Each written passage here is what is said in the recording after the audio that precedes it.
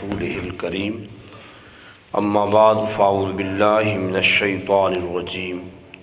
बिस्मिल्लाहिर रहमानिर रहीम। वल्लाहु खैरुर राज़िकीन। सदक़ल्लाहुल अज़ीम। इन्नल्लाहा व मलाइकतहु युसल्लूना अलन नबी या अय्युहल्लज़ीना आमनू सल्लू अलैहि व सल्लिमू तस्लीमा। अस्सलातु वस्सलामु अलैका या रसूलल्लाह व अला आलिका व अस्हाबिका या हबीबल्लाह। अस्सलातु वस्सलामु अलैका या रहमतल लिल आलमीन व अला आलिका व अस्हाबिका या खातमन नबिय्यीन। हम्द व सलात के बाद हज़रात ज़ीवकार, अल्लाह ताला ने कुरान मजीद फ़ुरक़ान हमीद में इरशाद फरमाया, वल्लाहु खैरुर राज़िकीन। अल्लाह फरमाता है कि ऐ लोगों, अगर तुम बेहतरीन, अच्छा और पकीज़ा रिज़्क़ तलाश करना चाहते हो तो फिर तुम्हें कहीं और दौड़ने की ज़रूरत नहीं। बेहतरीन रिज़्क़ देने वाली अल्लाह की ज़ात है। पकीज़ा रिज़्क़ और ख़ूबसूरत रिज़्क़ और ज़्यादा से ज़्यादा माल जो देता है वो अल्लाह ही अता फरमाता है। तिजारत के कुछ असूल हैं और आज के इस दर्स में कुछ वज़ाइफ बताऊंगा मैं आपको, जिसमें रिज़्क़ में बरकत होती है, माल की हिफाजत होती है। सबसे पहले जो असूल है कि बंदा काम दयानतदारी से करे। कोई भी काम, वो छोटा काम है चाहे बड़ा काम है, जब बंदा ईमानदारी से, दयानतदारी से काम करता है तो अल्लाह ताला छोटे काम को भी बड़ा बना देता। शर्त यह है कि उसमें ईमानदारी हो, दयानतदारी हो। दूसरे नंबर पर इस्तग़फ़ार की बंदा कसरत करे। चलते फिरते, उठते बैठते, सोते, हर वक्त बंदा अल्लाह की बारगाह में तौबा करे, इस्तग़फ़ार की तस्बीह पढ़े। अस्तग़फ़िरुल्लाह रब्बी मिन कुल्लि ज़ंबिन व अतूबु इलैह।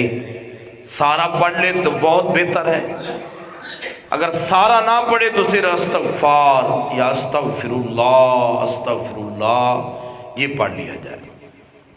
मौला अली शेर खुदा रज़ी अल्लाह तआला अन्हु आप फरमाते हैं, रिज़्क़ के 10 हिस्से हैं और उन 10 हिस्सों में 9 हिस्से तिजारत के अंदर है। एक हिस्सा जो है वो बकिया मामलात में, यानी नौकरी के अंदर, मुलाजमत के अंदर, दीगर मामलात के अंदर है। 9 हिस्से जो रिज़्क़ है वो तिजारत के अंदर है। और ताजिर के बारे में नबी पाक सल्लल्लाहु अलैहि वसल्लम ने क्या खूब इरशाद फरमाया। हज़रत अबी सईद रज़ी अल्लाह तआला अन्हु हदीस पाक के रावी हैं। सरकार दो आलम सल्लल्लाहु अलैहि वसल्लम ने फरमाया, काला काला रसूलुल्लाह सल्लल्लाहु अलैहि वसल्लम, अत्ताजिरुस सदूकुल ईमाना मअन नबिय्यीना वस्सिद्दीकीना वश्शुहदा। सरकार दो आलम सल्लल्लाहु अलैहि वसल्लम ने फरमाया, ऐ ईमानदारी के साथ तिजारत करने वालों, तुम्हारी शान थोड़ी नहीं। जो ईमानदारी के साथ तिजारत करता है, दयानतदारी के साथ तिजारत करता है, सरकार दो आलम सल्लल्लाहु अलैहि वसल्लम ने फरमाया, कल बरोज़े क़यामत उनका जो हशर है नबियों, सिद्दीकों और शहीदों के साथ हो। कितनी बड़ी शान है। हालांकि काम हम अपना कर रहे हैं, अपनी तिजारत कर रहे हैं, अपनी औलाद के लिए, अपने लिए बंदा काम कर रहा है, लेकिन सरकार दो आलम सल्लल्लाहु अलैहि वसल्लम ने फरमाया शर्त यह है अगर उसमें दयानतदारी है, ईमानदारी है, तो उस तिजारत के बदले अल्लाह तबारक व तआला क़यामत वाले दिन नबियों की सफ़ों में खड़ा फरमाएगा, रसूलों की सफ़ों में खड़ा फरमाएगा। जहाँ शहीद सालेहीन खड़े होंगे वहाँ सच्चा ताजिर भी खड़ा होगा। तिजारत के असूलों में से तीसरा असूल ये है कि अल्लाह की राह में सदका करना चाहिए रोजाना। इसमें जरूरी नहीं कि बंदा कहे जी रोजाना मैंने 2000 रुपया देना है। अपनी हसीयत के मुताबिक, एक बंदे की हसीयत है कि उसने 1 रुपया देना है, लेकिन हर सुबह अपनी सदके के साथ करे तो रिस्क में बरकत होगी, अल्लाह ताला बहुत ज्यादा अता फरमाएगा।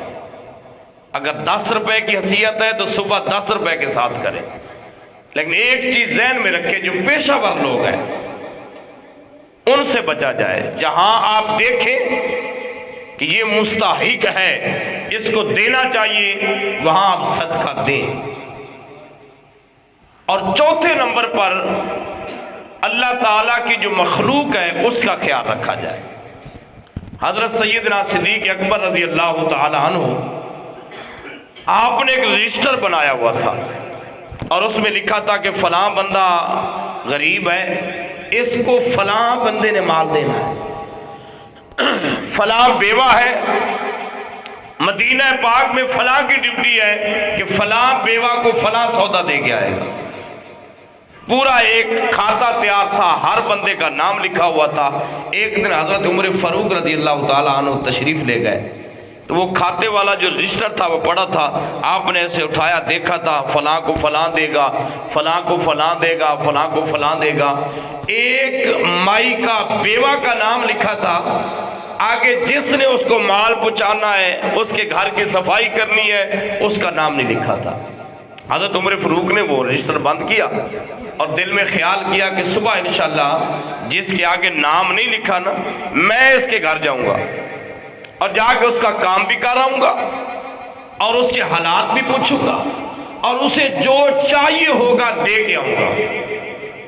सुबह रात बड़ी मुश्किल से गुजारी, फजर की नमाज पढ़ी तो जनाब उमर ने दस्तक दी। अंदर से आवाज आई, कौन? फरमाया माँ मेरा नाम उमर है और मैं तेरा काम करने आया हूँ। जनाब उमर कहने जब कहा तो माई कहने लगी, बेटा तूने तो नाम बताया है, कई माह से मेरा काम भी हो रहा है, करने वाला नाम भी नहीं बताता।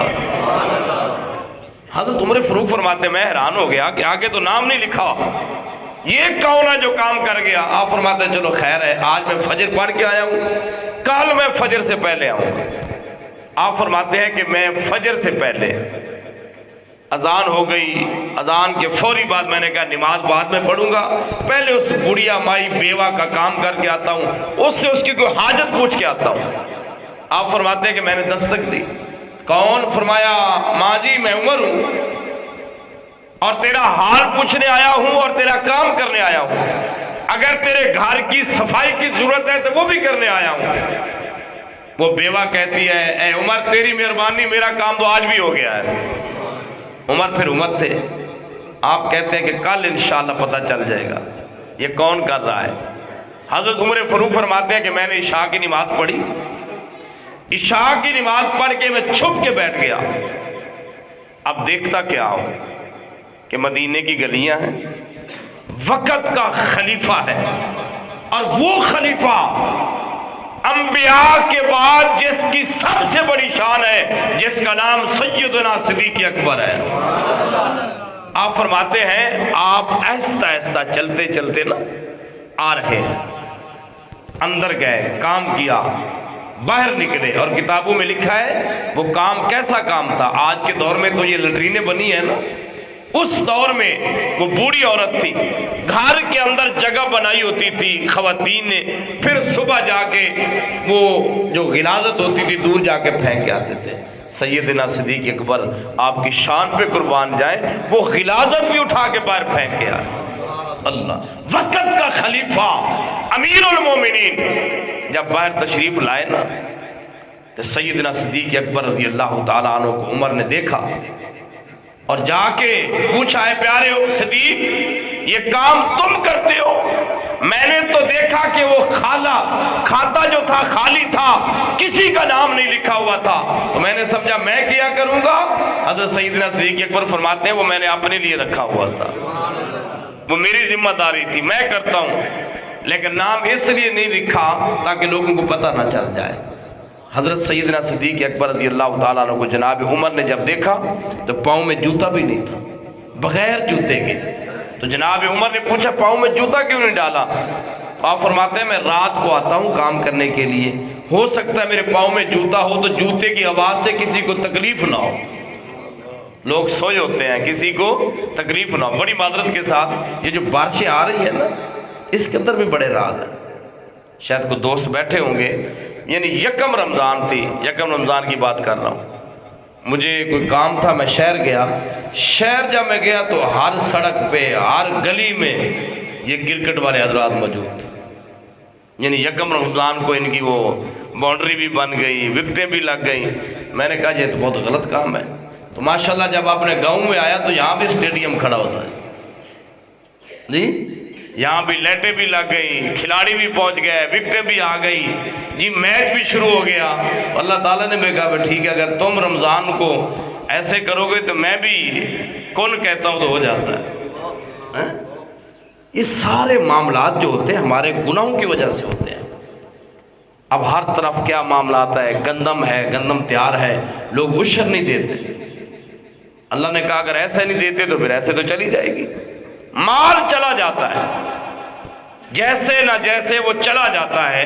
लेकिन जब अल्लाह की रजा के लिए दिल के साथ मोहब्बत के साथ दिया जाता है तो नबी पाक सल्लल्लाहु अलैहि वसल्लम ने फरमाया मैं कसम उठाता हूँ अल्लाह की राह में दिया हुआ माल कम नहीं होता, उसमें बरकत हो जाती है।